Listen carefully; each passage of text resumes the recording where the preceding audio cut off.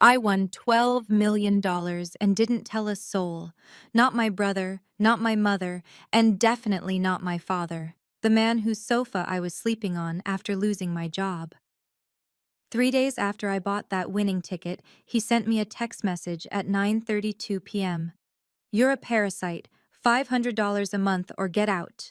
So I left $500 on his kitchen table and walked out before sunrise. 1 week later, he saw me on the evening news holding a check bigger than everything he'd ever earned combined. He didn't call to apologize. He called his lawyer. He sued me for family support. He invited 12 church members to the courtroom to watch him win. But when the judge looked at him and said 5 words, those same church members walked out without saying goodbye. My name is Lottie Dawson. I'm 28 years old. And this is the story of how my father tried to take what wasn't his and lost everything that was. If you're watching this, please subscribe and let me know where you are watching from. It started with an email, December 20th, 2024, 3 days before Christmas. I was sitting at my desk at Thompson & Reed, a mid-sized accounting firm in downtown Houston where I'd worked for 4 years. 4 years of overtime. 4 years of perfect performance reviews. 4 years of believing that if I just worked hard enough, I'd be safe. The email came at 4:47 p.m. Due to restructuring, your position has been eliminated effective immediately. Please collect your personal belongings and return your keycard to HR by 5 o'clock p.m. 13 minutes. That's how long they gave me to erase 4 years. I wasn't the only one. 15% of the staff got the same email that day, 23 people total. But knowing that didn't make it hurt less. I packed my desk into a single cardboard box, a coffee mug, a photo of my mom, a small succulent I'd kept alive for 2 years. Everything else belonged to them. By January 1st, I couldn't make rent on my apartment in Midtown, $1,200 a month, and my savings account showed exactly $847. My landlord gave me 30 days to vacate, a kindness, he said, because of the holidays. I sat on my bed that night, scrolling through my contacts. Mom was in Arizona, rebuilding her life after divorcing my father 8 years ago. My brother Derek was in Dallas, too busy being a rising star at his law firm to answer calls from his unemployed sister. That left one option. I called my father. "Dad, I need a place to stay, just for a few weeks, until I find a new job." There was a pause, then, "Fine, but this is temporary, Lottie." I moved into his house on December 28th, carrying 2 suitcases and a laptop. I didn't know those 2 suitcases would be the only things I'd take when I left. My father's house hadn't changed in 20 years. 4 bedrooms, 3 bathrooms, a 2-car garage in a quiet subdivision in Katy, just west of Houston. He'd paid off the mortgage 5 years ago, a fact he mentioned at least once a week. The walls were still the same beige. The carpet was still the same cream color that showed every stain. And the photos on the wall were still the same. 3 frames in the living room. All of them featured my brother Derek. Derek graduating from Rice University. Derek shaking hands with a judge at his law school ceremony.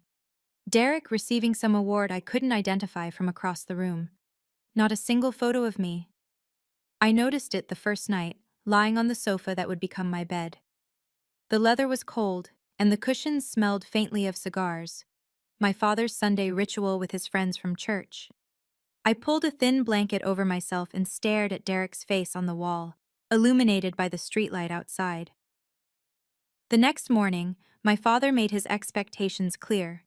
We were eating breakfast, scrambled eggs he'd made, though he reminded me twice that he wasn't running a restaurant, when he brought up Derek for the first time. "Your brother just made partner track," he said, not looking up from his plate. "At 33, Morrison and Foley, one of the best firms in Texas." "That's great for him," I said. "He had 3 offers before he even graduated."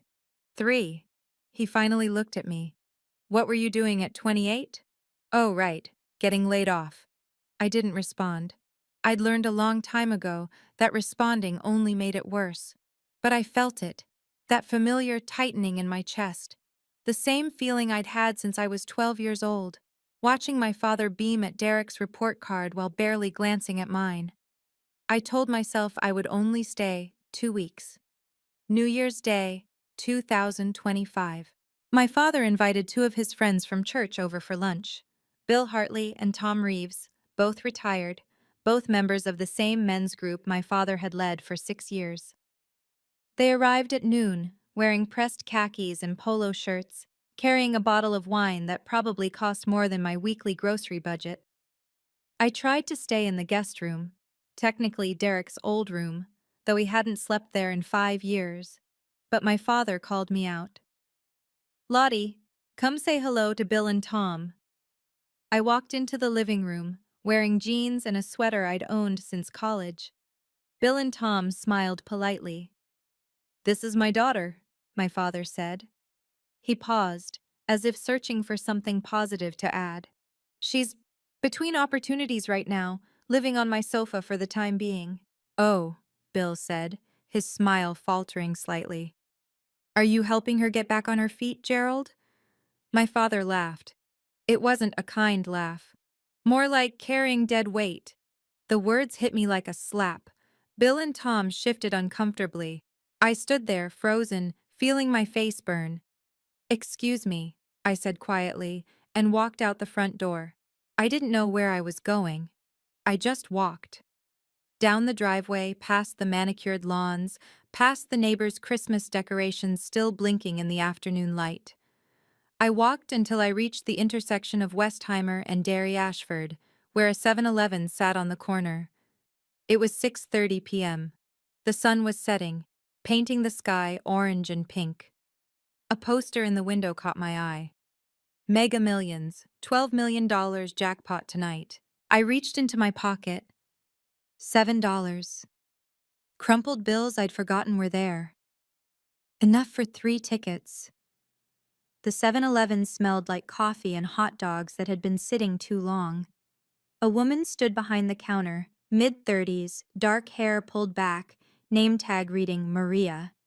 She was restocking cigarettes when I walked in, but she turned and smiled. What can I get you? 3 Mega Millions tickets, I said. Quick picks. She raised an eyebrow slightly. Not judgmental, just curious. Feeling lucky tonight? I almost laughed. I'm feeling desperate. Close enough, right? Maria smiled, a real smile this time. Desperate works sometimes. You never know. She printed the tickets. The machine whirred and clicked, spitting out 3 slips of paper with random numbers I didn't bother to read. $6 total. I handed her my crumpled bills. Keep the change, I said, though the change was only $1. Good luck, hun. The receipt printed at exactly 6:47 p.m., January 2nd, 2025. I didn't think about it at the time, but that timestamp would matter later. That receipt, with Maria's initials and the store's address printed at the top, would become the first piece of evidence in a case I didn't know was coming. I bought a bottle of water with my last dollar and walked outside. The sun had fully set now, and the parking lot was lit by fluorescent lights that buzzed faintly overhead. I sat on the curb, holding 3 lottery tickets and a bottle of water, and thought about what my father had said. Dead weight. I'd been called a lot of things in my life. Quiet, shy, not as ambitious as your brother. But dead weight was new. Dead weight implied I was dragging him down. Dead weight implied I was a burden he was forced to carry. I looked at the tickets in my hand. Maybe, I thought, just once, something could go right. I sat on that curb for almost an hour. The temperature had dropped to 45 degrees, and I was shivering in my thin sweater, but I couldn't make myself go back. Not yet. Not while Bill and Tom were probably still there, drinking wine and listening to my father talk about what a disappointment I was.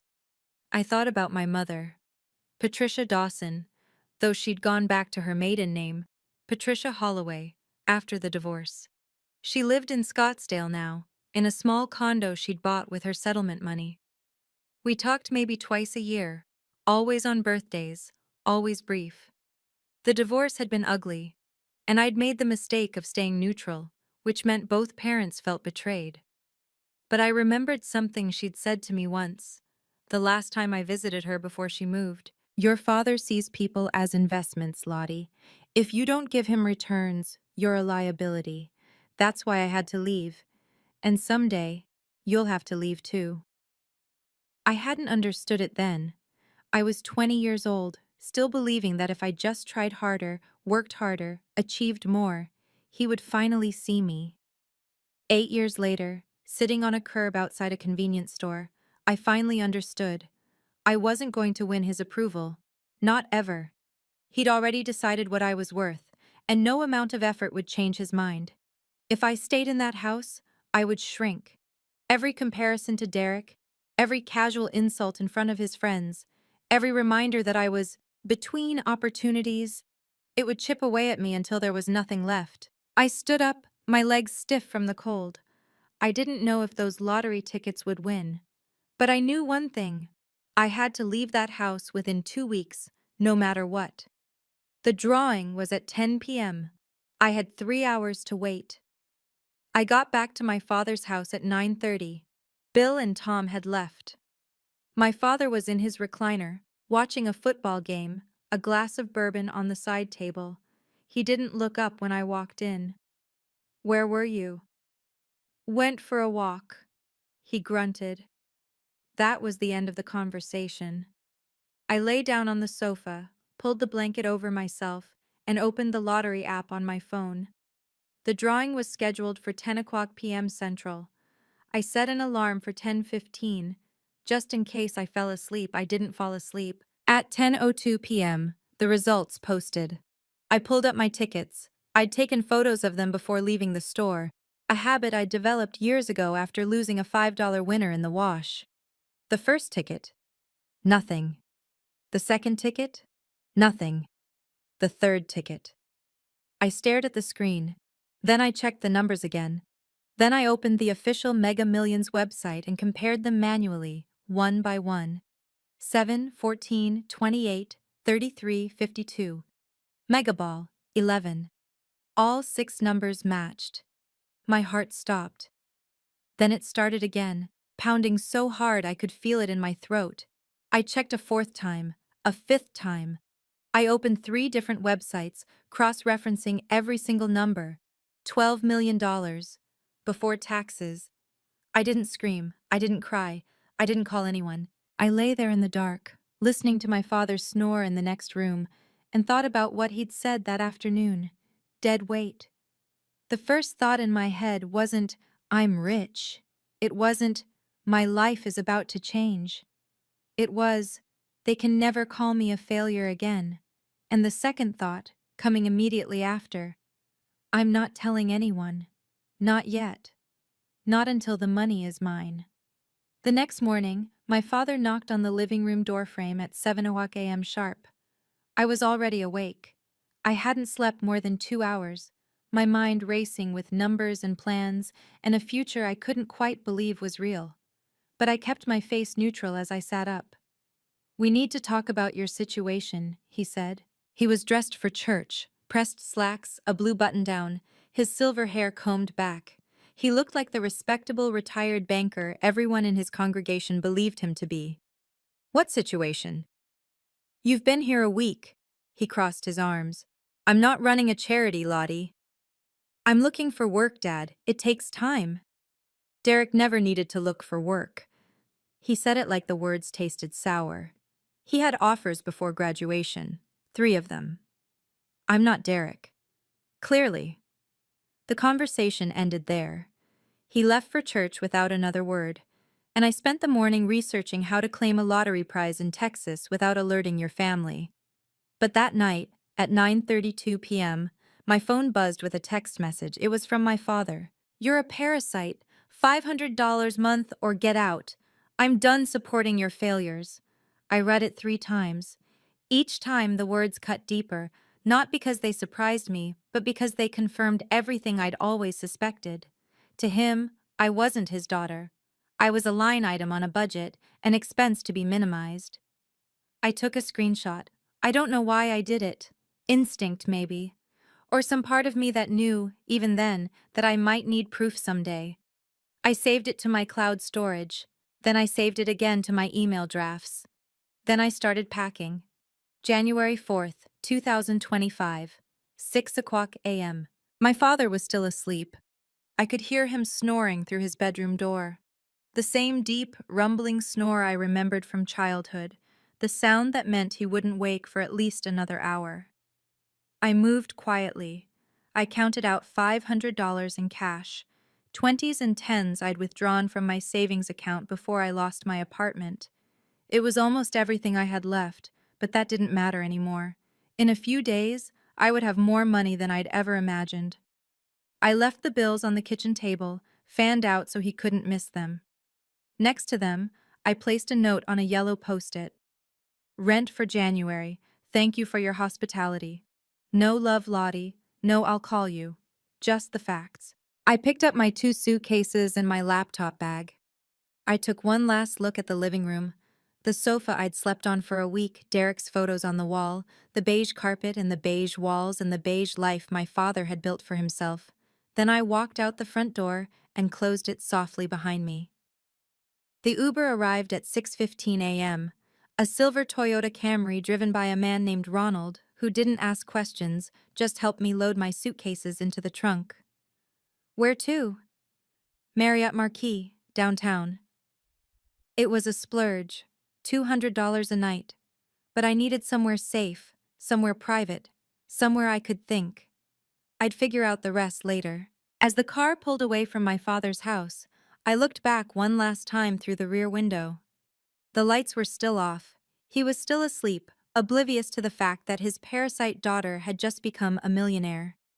I didn't feel sad. I didn't feel angry. I felt free.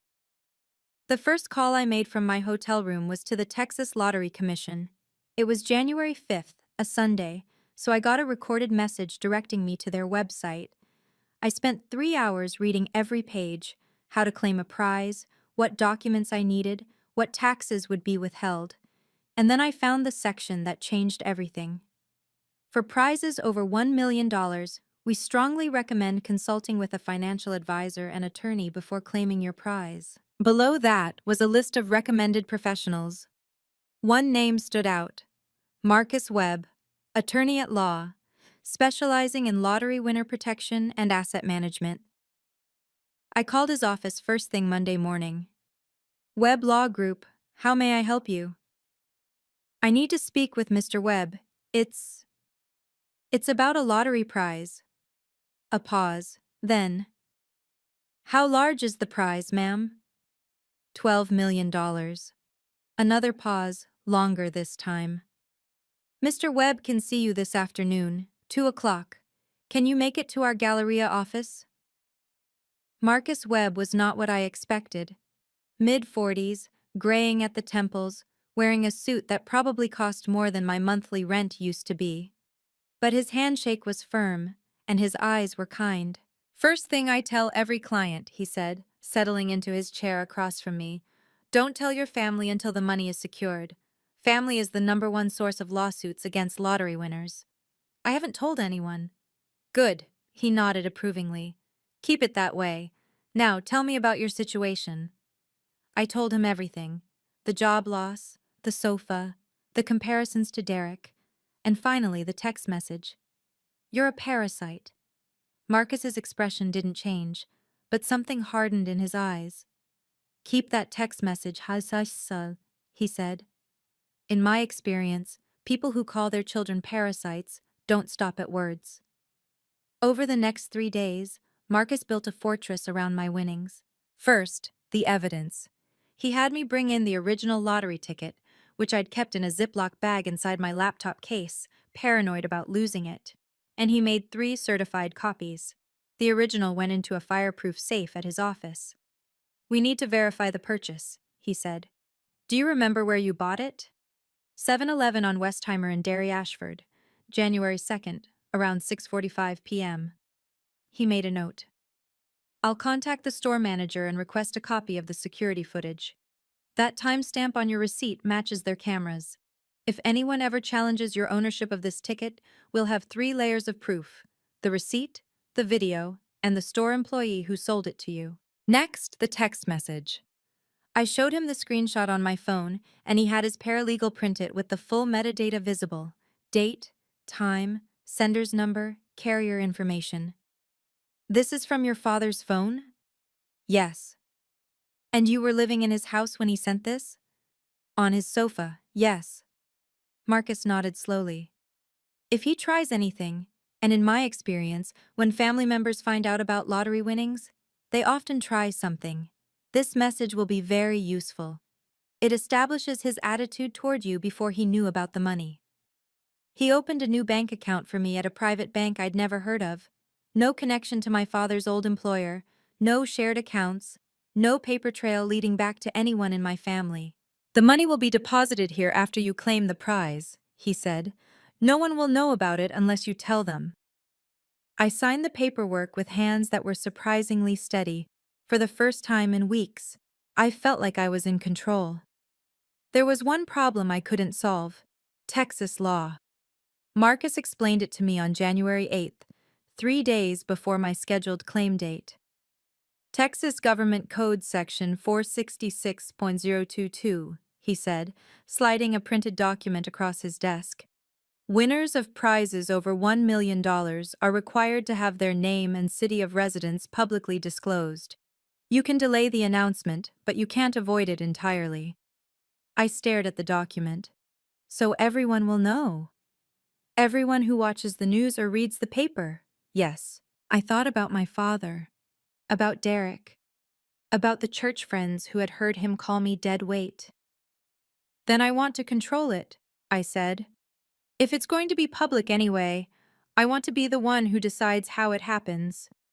Marcus smiled, the first real smile I'd seen from him. That's exactly the right approach. We'll schedule the claim for January 10th. I'll coordinate with the Lottery Commission's PR team. You'll do one press appearance, answer a few questions, and then you disappear. No follow-up interviews, no human interest stories, no where are they now pieces. And my father? He'll find out when everyone else does. That's unavoidable. Marcus paused. But here's what I want you to understand, Lottie. He has no legal claim to this money. None. You bought that ticket with your own funds. You were an adult living temporarily in his home, not a dependent. Texas doesn't have filial responsibility laws requiring adult children to support their parents.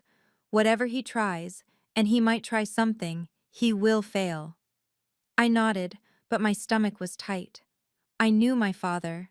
I knew how he reacted when he felt entitled to something and didn't get it. Marcus was right. He would try something. I just didn't know how far he would go. Okay, I need to pause here for a second. If you're still watching, I want to know. Have you ever had a family member who only saw your value when you had something they wanted? Drop a comment below and tell me your story. And if you haven't subscribed yet, now's a good time. Because what my father did next, I still can't believe it happened. January 10th, 2025, 2:00 p.m. The Texas Lottery Commission headquarters in Austin was smaller than I expected, a nondescript government building with beige walls and fluorescent lighting. But the conference room where they held the press event was anything but ordinary. A giant ceremonial check leaned against the wall. Pay to the order of Lottie Dawson. 12,000 cameras from 3 local news stations pointed at a small podium. A photographer from the Austin American-Statesman adjusted his lens. I wore a navy blue blazer I'd bought the day before, the nicest thing I'd owned in years, and kept my hands clasped in front of me to hide the trembling. "Ms. Dawson," the Lottery Commission representative said, "are you ready?" I nodded. The cameras started rolling. "Lottie, congratulations on your win. What's the first thing you plan to do with the money?" I'd rehearsed this answer with Marcus. Keep it simple. Keep it positive. Don't mention family. Pay off my debts, I said. Set up a foundation for job training programs and find a place to call my own. Any advice for other lottery players? I thought about the 7-Eleven, the crumpled bills in my pocket, Maria's smile. Sometimes desperate works, I said. You never know. The interview lasted 12 minutes. I smiled. I shook hands. I posed with the giant check while cameras flashed. And then it was over. The segment aired on Cool 11 News at 6 p.m. that evening. By 6:15, it had been picked up by the Houston Chronicle's website. By 7 o'clock, it was trending locally on social media. I was in my hotel room eating room service pasta when my phone started buzzing. 17 missed calls, all from the same number, my father. I didn't answer. I let the calls go to voicemail, 17 of them, then 18, then 22. Each one added a new message, and I listened to them in order, sitting on the edge of my hotel bed with the TV muted in the background. The first few were confused. Lottie, I just saw the news. Call me back. Is this real? Did you actually win the lottery? Then they shifted to accusatory. You were living in my house when you bought that ticket. You used my electricity, my water, my food. That money belongs to the family. And finally, threatening. If you don't call me back in the next hour, I'm calling my lawyer. I mean it, Lottie. This isn't over.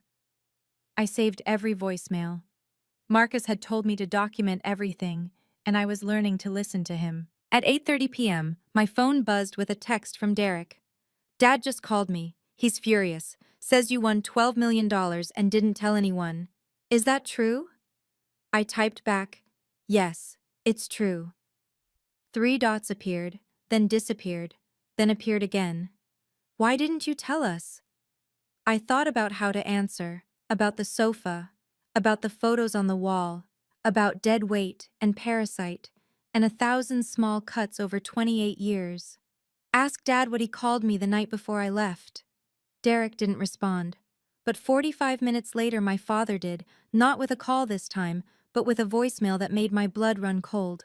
I talked to Harold Benson. He says I have a case. You were living under my roof when you bought that ticket, Lottie. That makes it family property. I'm giving you one chance to do the right thing. Share the money, or I'll see you in court. He called again the next morning. I was having breakfast in the hotel restaurant, scrambled eggs, toast, coffee I barely tasted, when his name appeared on my screen. This time, against my better judgment, I answered. Lottie? His voice was warm, almost friendly, the voice he used with his church friends. I'm glad you picked up. We need to talk about this like adults.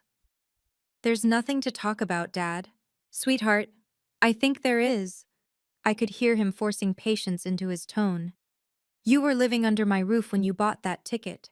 I was supporting you, feeding you. That has to count for something. You charged me $500 rent. That was... He paused. That was a misunderstanding.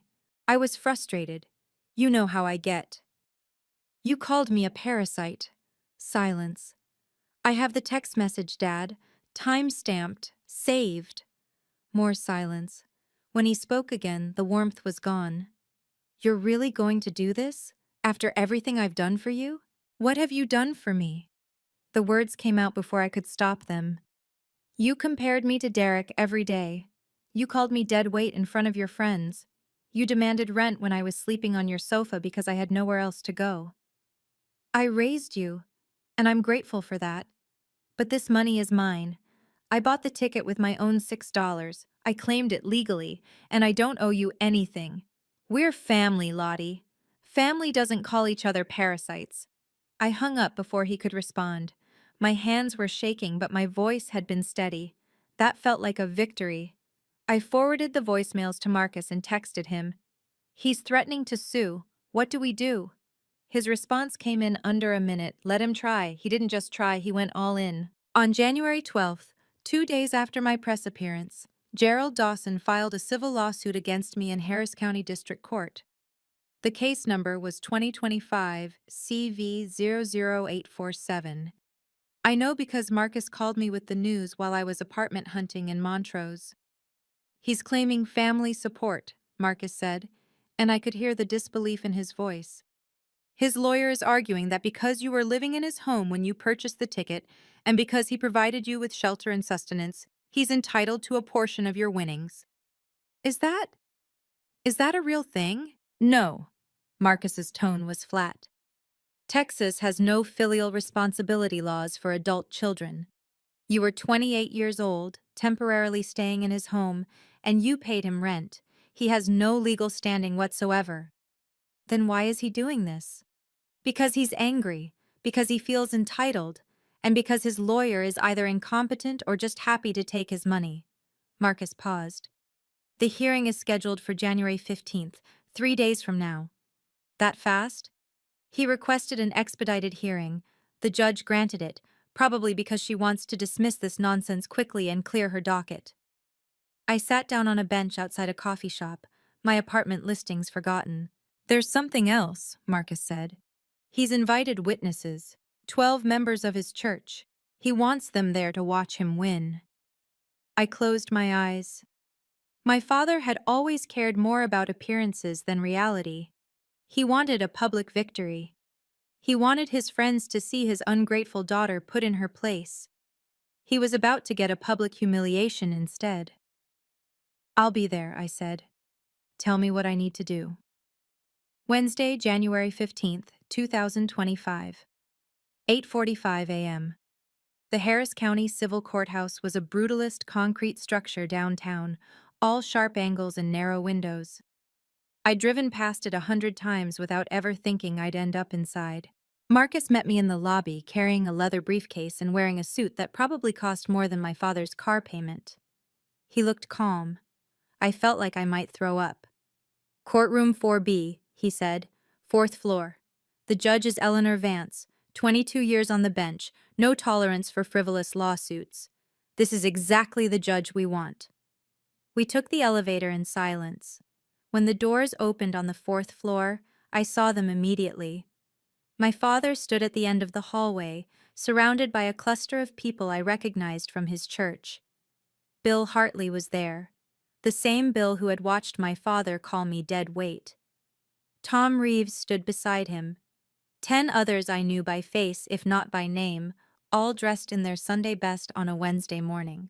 They had come to watch Gerald Dawson win. My father saw me and smiled, not a warm smile, but a triumphant one. The smile of a man who believed he had already won. "Lottie," he said, loud enough for everyone to hear. "I'm glad you came. This doesn't have to be ugly. You can still do the right thing." I didn't respond. Marcus put a hand on my elbow and guided me toward the courtroom doors. Inside, the room was smaller than I expected. Wood-paneled walls, fluorescent lights, rows of bench seating like a church. About 45 people total: lawyers, clerks, the church group, and 2 reporters from the Houston Chronicle sitting in the back row with notebooks open. The bailiff called the room to order. "All rise." The Honorable Judge Eleanor Vance presiding. Judge Vance was exactly what Marcus had described: mid-50s, silver-streaked hair pulled back severely, reading glasses perched on her nose. She reviewed the file in front of her for a long moment before looking up. "Mr. Benson," she said, addressing my father's lawyer, "you may present your case." Harold Benson stood.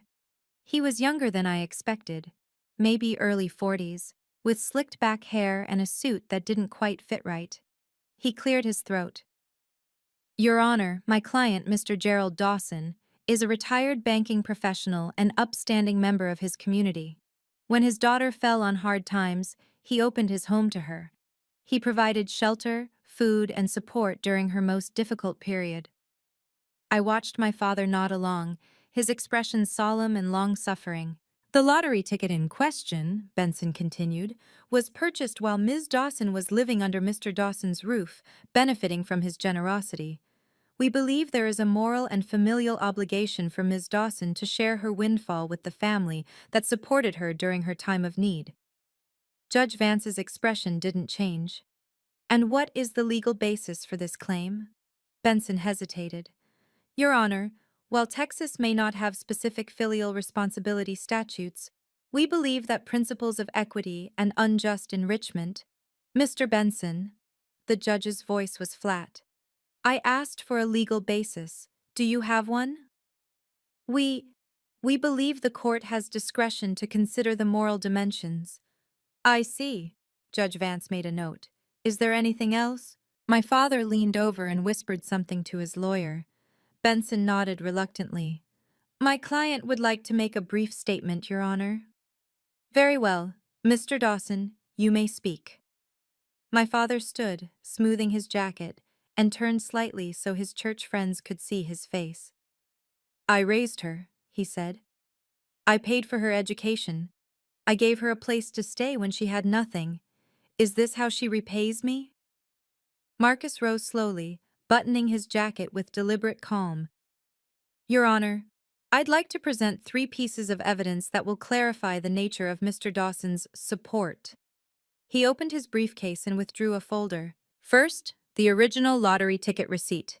He handed a copy to the bailiff, who passed it to the judge. Purchased at the 7-Eleven on Westheimer Road, January 2nd, 2025, at 6:47 p.m. The store manager has provided a sworn statement confirming the transaction, along with security camera footage showing my client purchasing the ticket with her own money, $6 in cash. Judge Vance examined the receipt, then nodded. Continue. Second, the security footage itself. Marcus gestured to a laptop his paralegal had set up. I can play the relevant 30 seconds if the court wishes, but the key point is clear. Ms. Dawson purchased this ticket independently, using her personal funds, with no involvement from Mr. Dawson. Noted. And the third piece of evidence? Marcus paused. When he spoke again, his voice was quieter, but it carried through the silent courtroom. A text message sent by Mr. Dawson to my client on January 3, 2025 at 9:32 p.m. He handed another document to the bailiff. I watched my father's face as the judge began to read. I'll read this aloud for the record, Judge Vance said. Her voice was neutral, but something had shifted in her expression. You're a parasite. $500 a month or get out. I'm done supporting your failures. The courtroom was silent. I looked at the church members in the gallery. Bill Hartley's face had gone pale. Tom Reeves was staring at his shoes. My father's jaw tightened, but he said nothing. This, Marcus said, is the support Mr. Dawson claims entitles him to $12 million. Judge Vance set down the document and removed her reading glasses. Mr. Dawson. My father stood straighter, but I could see the tension in his shoulders. Did you send this text message to your daughter? He glanced at his lawyer, who offered no help. It was a moment of frustration, Your Honor. I didn't mean... Did you or did you not call your daughter a parasite and demand $500 in rent? The word hung in the air. Parasite. I watched the church members shift uncomfortably in their seats. Yes, my father said finally. But context matters. She was unemployed, living in my house, contributing nothing. And did she pay the rent you demanded? She left $500 on my kitchen table, yes. So she fulfilled your demand. Judge Vance's voice was ice. She paid what you asked, and then she left your home. But the ticket was purchased while she was still living. Mr. Dawson. The judge held up a hand. I'm going to stop you there. The courtroom went completely silent. I could hear the scratch of the reporters' pens in the back row. Judge Vance leaned forward slightly. Let me make sure I understand your position. You called your adult daughter a parasite. You demanded rent from her while she was sleeping on your sofa after losing her job. She paid that rent and left your home. And now, because she subsequently won a lottery prize, you believe you're entitled to a portion of her winnings? My father opened his mouth, then closed it. Is that an accurate summary, Mr. Dawson? When you put it that way, I'm putting it the way the evidence shows it. Judge Vance straightened. I've heard enough. Judge Vance looked directly at my father. The courtroom held its breath. 45 people, including the 12 church members my father had invited to witness his victory, sat frozen in their seats. And then she said it. 5 words. You are not a victim. My father's face went white. The judge continued, her voice steady and cold. Mr. Dawson, Texas does not have filial responsibility laws requiring adult children to financially support their parents. Your daughter was a 28-year-old woman who temporarily stayed in your home after losing her job. She was not your dependent. She was not your ward. She was a guest. A guest you insulted, demeaned, and ultimately charged rent. She held up the text message printout. This message, which you admit to sending, demonstrates that you did not support your daughter out of love or familial duty. You called her a parasite. You called her a failure. You demanded payment for basic hospitality. And now, because she has come into money, you want to claim a share of it. Judge Vance set down the paper. This case is dismissed with prejudice. Mr. Dawson, you have no legal claim to your daughter's lottery winnings, not now, not ever. Furthermore, I'm ordering you to pay the defendant's legal fees, as this lawsuit was frivolous and without merit. She looked at him one more time. I strongly advise you to reflect on what the word family actually means. Court is adjourned. The gavel came down. I sat perfectly still, my hands folded in my lap. I didn't cry. I didn't smile. I just breathed. Behind me I heard movement. The church members standing, gathering their things, filing out without a word to my father. Not one of them stopped to offer comfort. Not one of them even looked at him. I have to stop here and ask you something, Q. When the judge said those 5 words, "You are not a victim," what did you feel? Because I felt something I hadn't felt in years, like someone finally saw the truth. If this story is resonating with you, hit that subscribe button and leave a comment. I want to know if you've ever had a moment like this, when someone in authority finally saw what your family refused to see. I was halfway down the courthouse hallway when I heard his footsteps behind me. Lottie, wait. I stopped but didn't turn around. Marcus stood beside me, one hand on his briefcase, ready to intervene if necessary. We need to talk, my father said. His voice was different now, smaller, almost pleading. Please. I turned. He looked older than he had an hour ago. The confidence was gone, replaced by something I'd never seen on his face before. Desperation. What is there to talk about, Dad? This isn't how I wanted things to go. He stepped closer. I made mistakes. I know that now. But we're family, Lottie. You can't just what? I kept my voice level. Can't just refuse to give you money you have no right to? Can't just walk away from someone who called me a parasite? I was angry. I didn't mean it. You meant every word. I took a breath. You've been comparing me to Derek my whole life. You told your friends I was dead weight. You demanded rent when I was sleeping on your sofa because I had nowhere else to go. And when I left, you didn't call to apologize. You called a lawyer. His mouth opened, but no words came out. From now on, I said, if you need to contact me, you go through my lawyer.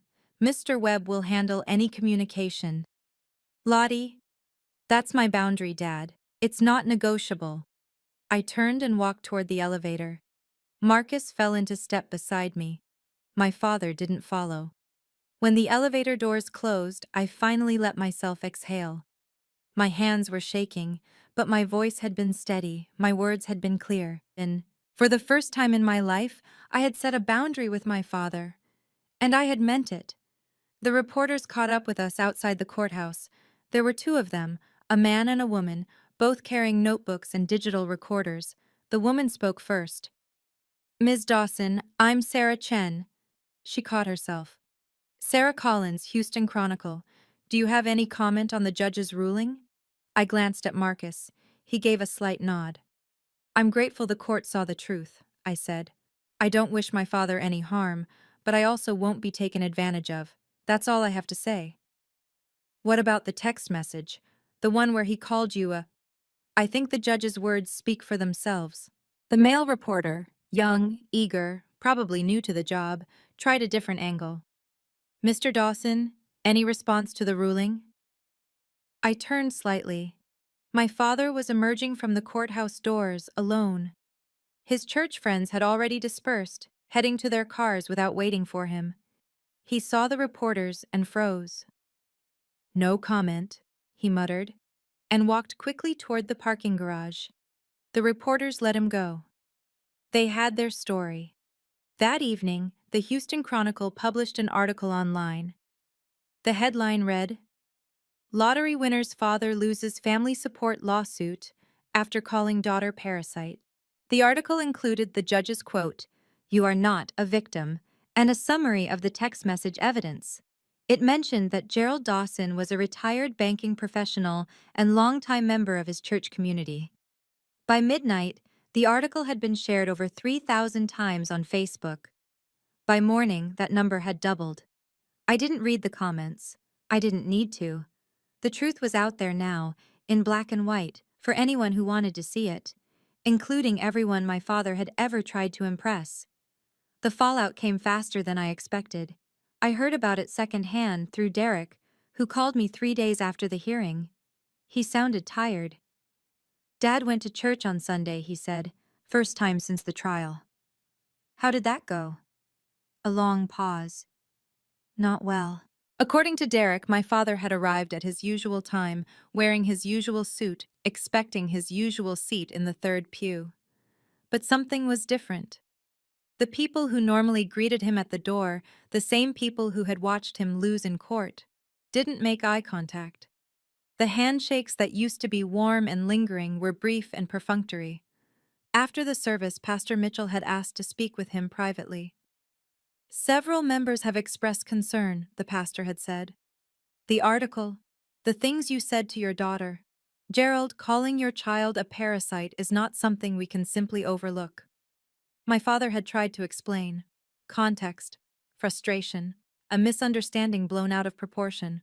Pastor Mitchell had listened, then said, "I think you should take some time away from the Leadership Council to reflect." The Leadership Council. My father had served on it for 8 years. It was his proudest achievement outside of Derek's career, proof that he was respected, admired, a pillar of the community. And now it was gone. "He's not taking it well," Derek said. "He keeps saying the judge was biased, that you manipulated the situation, that none of this is his fault." "Of course he does." "Lottie," Derek hesitated. "I'm not saying you were wrong. I'm just saying, he's still our father." "He's still the man who called me a parasite," I said. "That doesn't change just because he's facing consequences." Derek didn't have an answer for that. Derek called again a week later. This time his voice was different, less defensive, more uncertain, like he was finally seeing something he'd been avoiding for years. "I talked to Mom," he said. I set down my coffee cup. "You talked to Mom?" "She called me. After she saw the article." He paused. "She said she wasn't surprised. About any of it." "She wouldn't be. She told me things, Lottie. About why she really left. About how Dad treated her. I always thought—" He stopped. "I always thought she was exaggerating. Or being dramatic. But after watching what happened in that courtroom, I waited." "I'm sorry," Derek said finally. "I should have seen it sooner. I should have asked you what was really going on instead of just assuming Dad was right." It wasn't a perfect apology. It didn't erase 28 years of being the overlooked sibling, the one who never measured up, the one whose photos didn't hang on the wall. But it was real. "Thank you for saying that," I said. "Dad asked me to talk to you, to convince you to forgive him, or at least drop the legal fees." "What did you tell him?" "I told him I couldn't do that." Derek's voice was firm. "And I told him he needs to apologize, really apologize, before anything else. Not because he wants something from you, but because he actually understands what he did wrong." "Do you think he will?" A long silence. "Honestly, no. I don't think he's capable of it. He's spent his whole life believing he's the victim in every situation. That's not going to change because a judge told him otherwise." I nodded, even though he couldn't see me. "Then I guess we're done here." I guess we are. 2 weeks after the hearing, an email appeared in my inbox. The subject line read, "I'm sorry." I stared at it for a long time before opening it. Part of me wanted to delete it unread. But another part, the part that had spent 28 years hoping my father would finally see me, needed to know what he had to say. Lottie, I know I made mistakes. I was wrong to say those things to you. You're my daughter and I love you. Can we please talk? I want to make this right, Dad. 47 words. No acknowledgement of what he'd actually done. No understanding of why it was wrong. Just, I made mistakes. Passive, vague, the kind of non-apology that puts the burden on the victim to forgive without the offender having to change. I forwarded the email to Marcus with a note. For the record, no response needed. His reply came within the hour. Noted. If he continues, we can send a formal cease and desist. Let me know. I didn't block my father's email address. I didn't block his phone number. Marcus had advised me to keep the lines of communication open, not for reconciliation, but for documentation. If he escalated, if he tried something else, I wanted a record. But I didn't respond. Not because I was angry. The anger had faded, replaced by something quieter and sadder. The recognition that my father would never be the parent I needed him to be. He wasn't capable of it. Maybe he never had been. Some apologies are just another way of asking for what you want. I had learned to tell the difference. I closed my laptop and went back to apartment hunting. I had a life to build, and I wasn't going to build it waiting for my father to become someone he wasn't. February 2025. I signed the lease on a 2-bedroom apartment in Montrose, a neighborhood I'd always loved but could never afford. Red brick building, hardwood floors, a small balcony overlooking a tree-lined street. The rent was $1,800 a month, which would have been impossible 3 months ago. Now it was nothing. But I didn't go crazy with the money. Marcus had introduced me to a financial advisor who specialized in sudden wealth, and together we'd created a plan. Pay off all debts, invest conservatively, live modestly, and set aside funds for something meaningful. That something became the Dawson Foundation. The irony of the name wasn't lost on me. I was using my father's surname, the name he'd been so proud of, the name he'd attached to his reputation, to do something he never would have done: help people who were struggling. The foundation's mission was simple: job training and career transition support for people who had been laid off. I knew what it felt like to lose everything overnight, to sit in a hotel room wondering how you were going to pay next month's rent. I wanted to make that easier for someone else. By March, we had funded 15 scholarships for vocational training programs across Houston, and I called my mother. It was the first real conversation we'd had in 2 years. She picked up on the second ring. Lottie. Her voice was warm, surprised. I saw the article. I'm so proud of you. For winning the lottery? For standing up for yourself. She paused. I should have taught you how to do that a long time ago. I'm sorry I didn't. You taught me by leaving him, I said. It just took me a while to understand. We talked for an hour. It was the beginning of something new. July 2025, 6 months after the hearing. I was sitting on my balcony, drinking iced coffee and watching the summer sun filter through the oak trees, when Derek called with an update. Dad sold the Escalade, he said. The Cadillac? Yeah, legal fees apparently.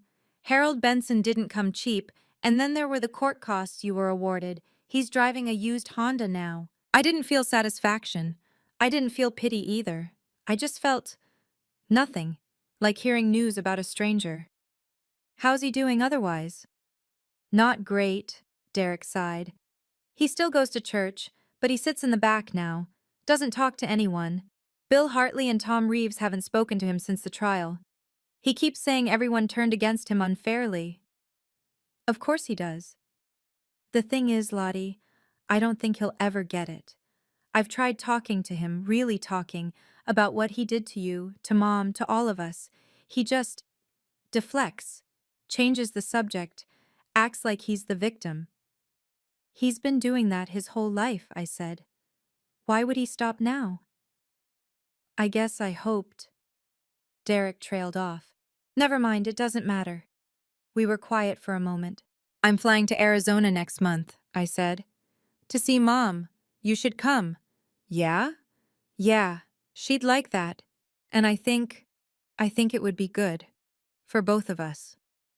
I'll check my calendar, Derek said, but his voice was lighter than it had been at the start of the call. I'd like that. After we hung up, I sat on my balcony for a long time, watching the shadows lengthen across the street. My father was alone in his 4-bedroom house, driving a used car, abandoned by his friends. I was building a life I actually wanted to live. People ask me sometimes what I learned from all of this. They expect me to say something about money, how it changes people, how it reveals who your real friends are, how you should never tell anyone if you win the lottery. And sure, all of that is true. But that's not the real lesson. The real lesson is about boundaries. For 28 years, I let my father define my worth. Every comparison to Derek, every disappointed sigh, every casual insult in front of his friends, I absorbed it all, believing that if I just tried harder, worked harder, achieved more, he would finally see me. The lottery didn't change that. The lottery just gave me the resources to walk away. What changed me was the moment I realized I didn't need his approval. That his opinion of me, parasite, dead weight, failure, said more about him than it ever said about me. Boundaries aren't punishment. They're protection. I didn't cut my father off to hurt him. I cut him off because continuing to engage with him was hurting me. Every conversation, every attempt at reconciliation, every "I'm sorry" that wasn't really sorry. It all came at a cost. My peace, my self-worth, my ability to move forward. Some relationships can be repaired. Some people can change. But you can't force it. And you can't wait forever. My father may never understand what he did wrong. He may spend the rest of his life believing he's the victim, that the judge was biased, that I manipulated the situation, that everyone turned against him unfairly. That's his choice. My choice is to build a life where his opinion doesn't matter anymore. And I have. Forgiveness isn't something you owe to people who hurt you. It's something you give yourself when you're ready. I'm not ready yet. And that's okay. If you're watching this video and you have a parent like mine, someone who only sees your value when you have something they want, someone who calls you names and then acts surprised when you walk away, I want you to know something. You are not a parasite. You are not dead weight. You are not a failure. And if someone in your family can't see that, if they've spent years making you feel small, comparing you to siblings, dismissing your achievements, demanding your resources while offering nothing but criticism in return, then maybe it's time to find people who can. Family isn't just blood. Family is the people who show up for you, who support you without conditions, who celebrate your wins instead of trying to claim them. I found that family eventually. My mother, who I'd lost touch with for years, is now one of my closest friends. My brother Derek, who spent his whole life being the golden child, finally saw the truth and chose to stand with me instead of against me. And I found myself. That's the part no one tells you about setting boundaries. It's not just about keeping toxic people out. It's about making space for the person you're supposed to become. I'm 29 now. I have an apartment I love, a foundation that's helping people rebuild their lives, and a relationship with my mother that I thought I'd lost forever. My father is still out there, in his 4-bedroom house, waiting for me to forgive him on his terms. I'm not going to. But I'm also not going to spend my life being angry about it. I've moved on. And that, more than any lottery check, is the real win. That's my story. Thank you for listening. Thank you for staying with me until the end. If this story meant something to you, please hit the subscribe button and leave a comment. I read every single one, And if you want to hear more stories like this, check out the video in the description. It's about another family member who thought they could take what wasn't theirs. Spoiler, they were wrong. See you in the next one.